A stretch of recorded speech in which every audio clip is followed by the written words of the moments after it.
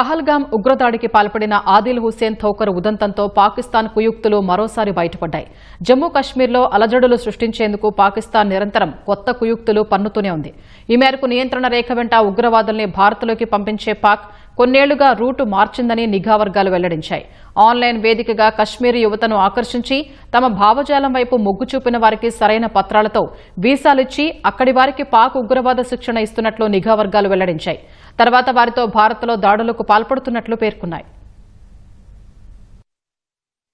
దేశాభివృద్ధిని కాలికొదిలేసిన పాకిస్తాన్ జమ్మూ కశ్మీర్లో నిరంతరం కల్లోలం సృష్టించేందుకు మాత్రం కొత్త కుయుక్తులు పన్నుతూనే ఉంది. తాజాగా పహల్గాం ఉగ్రదాడికి పాల్పడిన ఆదిల్ హుస్సేన్ థోకర్ ఉదంతంతో పాక్ వక్రబుద్ది మరోసారి బయటపడింది. నియంత్రణ రేఖ వెంట ముష్కరులను భారత్లోకి పంపించే దాయాది దేశం గత కొన్నేళ్లుగా తన రూటు మార్చినట్లు నిఘా వర్గాలు చెబుతున్నాయి. సామాజిక మాధ్యమాల ద్వారా కశ్మీరీ యువతను ఆకర్షించి తమ భావజాలం వైపు మొగ్గు చూపిన వారికి సరియైన పత్రాలతో వీసాలిచ్చి పాక్లోకి తీసుకెళ్తోందని పేర్కొన్నాయి. అక్కడ వారికి ఉగ్ర సంస్థల్లో శిక్షణ ఇస్తున్నట్లు నిఘా వర్గాలు వెల్లడించాయి. తీవ్రవాద భావాజాలం ఉన్న వ్యక్తులను ఎంపిక చేసుకోవడంతో పాటు ఆయుధాలు వాడే సత్తా, దాడులు నిర్వహించగల సామర్థ్యం ఉన్నవారిని ఆన్లైన్ వేదికగా పాక్ ఆకర్షిస్తున్నట్లు తెలుస్తోంది.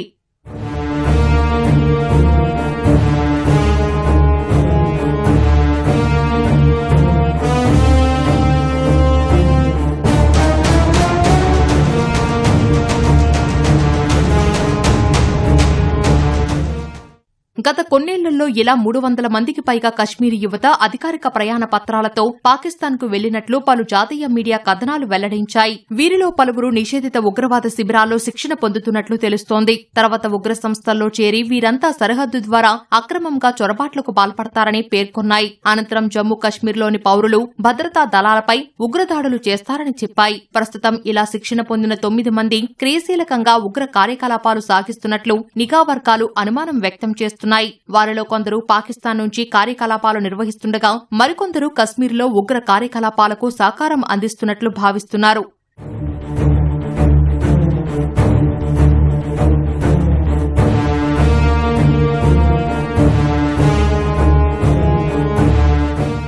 అలా భారత్లోకి చొరబడిన వారిలో పహల్గాం దాడికి పాల్పడిన ఆదిల్ హుస్సేన్ థోకర్ ఒకడు. అతివాద భావాజాలానికి ప్రేరేపితుడై చదువు పేరుతో పొరుగుదేశం వెళ్లి ఉగ్రవాద శిక్షణ తీసుకున్నాడు. తిరిగొచ్చి పహల్గాంలో పర్యాటకుల ప్రాణాలు తీశాడు.